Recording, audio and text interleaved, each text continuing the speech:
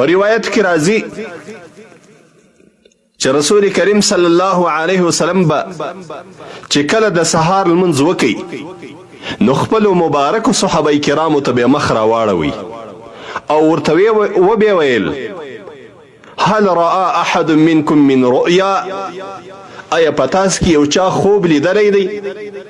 دا د رسول کریم صلی الله علیه وسلم طریقه وه رسول کریم صلی الله علیه وسلم چې به د سهار لمونځ وکړي و خپلو صحابه کرامو ته به یې مخ راواړوي او ډېر ځله به یې دا پوښتنه ځینې کوله هل رأى احد منکم من رؤیا په تاسو کې یو چا خوب لیدلی دی چې دا خوب ما ته بیان کړي او زه د ده د خوب تعبیر ورکم په حدیث شریف کې راځي چې کوم صحابه کرامو مبارکانو چې به خوب لیدلی و نو رسول کریم صلی الله علیه وسلم ته به هغه خوب وویلی خو یو ورځ چې رسول کریم صلی الله علیه وسلم د صحابه کرامو څخه پوښتنه وکړل او صحابه کرامو چا ورته ونه ویل چې ما خوب لیدلی دی یا موږ څه لیدلی دي نو رسول کریم صلی الله علیه وسلم ودی ته وویل إنه أتاني الليلة آتيان وإنهما قالا لي انطلق وإني انطلقت معهما رسول کریم صلی الله علیه وسلم صحابه کرام ته وویل چې نن شپه ماته په خوب کې یو انسان یو دوه نفره راله رسول کریم صلی الله علیه وسلم خوب لیدلی دی د نبی او د رسول خوب چې دی هغه وحی د الله جل جلاله له طرفه او د نبی او د رسول خوب هغه حق دی او هغه رښتیا وي د الله جل جلاله له طرفه یو قسم وحی ده و نبی ته رسول کریم صلی الله علیه وسلم خوب ویني په خوب کې دته یو څوک راسي دی ولاړ کی دوه نفره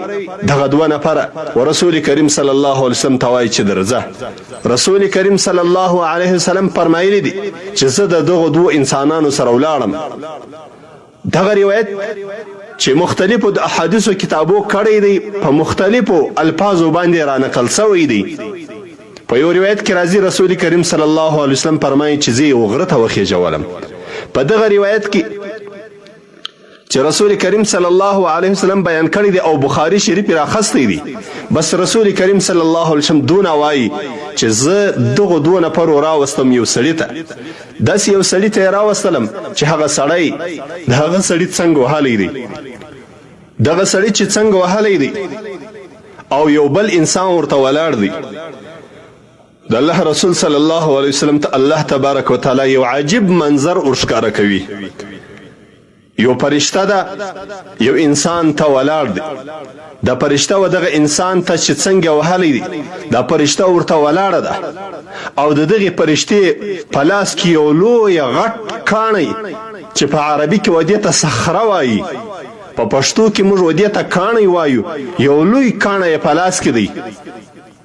او دغه کاڼی راواخلي د دغه انسان چې څنګه وهلی دی د ده پر سر باندې وریله کي چې کله دغه کاڼی د ده پر سر باندې وریله کي نو د ده سر هغه زری سي د پښتو د اصطلاح مطابق هغه سر یې چوختانه سي او هغه لویه ډبره هغه په ګیلېدو ځینې روانه سي کما فرشته او ملکه چې دغه انسان ته دلته ورته حاضر دی هغه په هغه ډبرې پسې ولاړه سي هغه ډبره را اخلي تر څو پورې چې دی دغه لوی کاڼی او ډبره راوړي د الله جل جلاله قدرت دی د دغه انسان هغه سر بیرته جوړ سي دغه عذاب او تکلیف ورباندې تیر سي بیرته سر جوړ سي او دغه فرشته او ملکه بیا دا ډبره راپورته کوي دغه انسان پر دغه سر ورباندې وایي د هغه سر زری کیږي سر یې چوختانیږي او هغه ډبره بیا په ګیلېدو ځینې ځي دغه ملکه او فرشته بیا په ډبرې پسې ځي او هغه ډبره را اخلي هغه کاڼی را اخلي دغه سزا الله تبارک وتعالی و دغه انسان ته ورکړې ده نو رسول کریم صلی الله علیه وسلم چې کله دغه حالت ولیدی نو رسول کریم صلی الله علیه وسلم ډیر په تعجب کې سو او دا کلمات یې وویل سبحان الله ما هذانی دغه دوه نفرو چې د حدیث په پای کې به راسي چې سیدنا جبرائیل علیه السلام او سیدنا میکائیل علیه السلام دي و رسول کریم صلی الله علیه وسلم ته راغلي دي. نو رسول کریم صلی الله علیه وسلم دغه دوه نفرو سره چې ملګری دي او دغه انسان یې ولیدي په دغه عذاب باندې، نو پوښتنه یې ځینې وکړل چې دا دوه نفره څوک دي؟ یعنی رسول کریم صلی الله علیه وسلم د هغه فرشتې او ملکی او د هغه انسان پوښتنه ځینې کوي چې دا ولې داسې عذاب ورکوي، دا ولې دغه انسان په دغه سخت عذاب باندې مبتلا دی او دا څوک دی او کومه ګناه یې کړې ده؟ رسول کریم صلی الله علیه وسلم د دغه هیبتي حالت سره د دغه تعجب د حالت سره سبحان الله ویلی ده، سبحان الله ما هذانی، پاکی دی وی الله لره، څوک دی دغه دوه نفره؟ دغه دوه نفرو چې یو سیدنا جبرائیل علیه السلام دی او بل سیدنا میکائیل علیه السلام دی و رسول کریم صلی الله علیه وسلم ته وایي ځه مخته درځه، انطلق. رسول کریم صلی الله علیه وسلم فرمایلی دی فانطلقنا، موږ ولاړو. هغه اول انسان چې تا ولیدی چې دته یو بل څوک ولاړ دی او پر سر باندې په یو لویه ډبره ولي او د سر چوختانه کیږي، دا هغه انسان دی چې قرآن یې زده کړی وي، قرآن یې یاد کړی بیرته پرېږدي او یېري کی.